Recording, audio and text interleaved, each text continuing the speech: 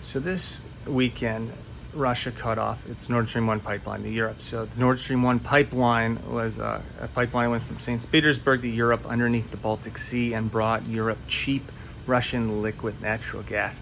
Why does this matter? Well, cheap Russian liquid natural gas is what funds all the factories and industry in Europe, particularly those in Germany. Germany is particularly addicted to cheap Russian natural gas. So over the summer, Russia cut off capacity Nord Stream 1 from 100 to 40%.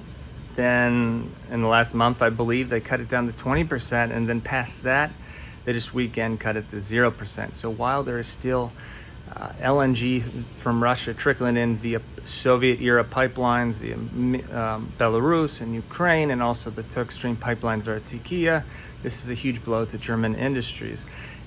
And also European industries, but particularly German, because that is pretty much the factory of Europe. So the European Commission has said that all member states are going to have to reduce energy by 15% to try to make up for the shortage, due to the fact that energy, which is already on the up and up, is definitely going to skyrocket now that weaponization of Russian energy is the official policy of Moscow. So why does this matter? So as I said, European industry is dependent upon cheap Russian gas, and it has been. So when Moscow's doing this, is they think they're really putting the screws on Europe, which they are to an extent. I mean, it's going to cause inflation to go up even higher. Energy is going to skyrocket. There's a lot of companies that are going to hurt.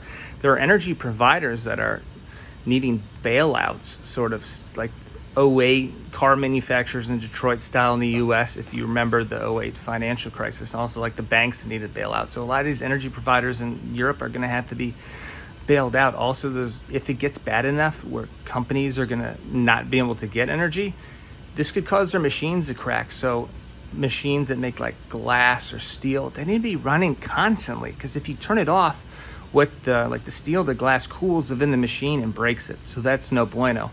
And all this sounds really bad for Europe. Again, it's not great, but in the long term, it's going to be bad for Russia.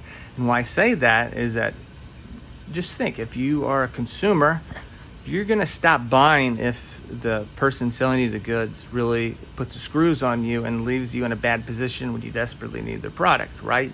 So it's going to take some time for Europe to diversify, but they're already finding alternative suppliers, so you say Algeria and Qatar. And then going as forward, at some point, they're not going to buy any energy from Russia. And once they do this, I think going forward, they're going to continue not buying energy from Russia. Why would they support Russia? Because they're going to have this bad, horrid taste left in their mouth from this incident when energy prices skyrocketed. What's that going to do to Russia? Well, sure, they're going to have customers in India, as India has historically been Russia's ally, which we could do a whole video on that. But mostly it's going to be Beijing and the CCP purchasing Russian energy, which leaves Moscow heavily dependent upon China and their policy and dictates, which long term is likely not good for Moscow. So in the short term, it's going to hurt Europe. In the long run, this isn't doing Russia any favors. And it's going to be interesting to see what exactly Beijing does to put the screws on Moscow. So let me know, do you like this content? Is it too long? Is it too short? Give me your feedback.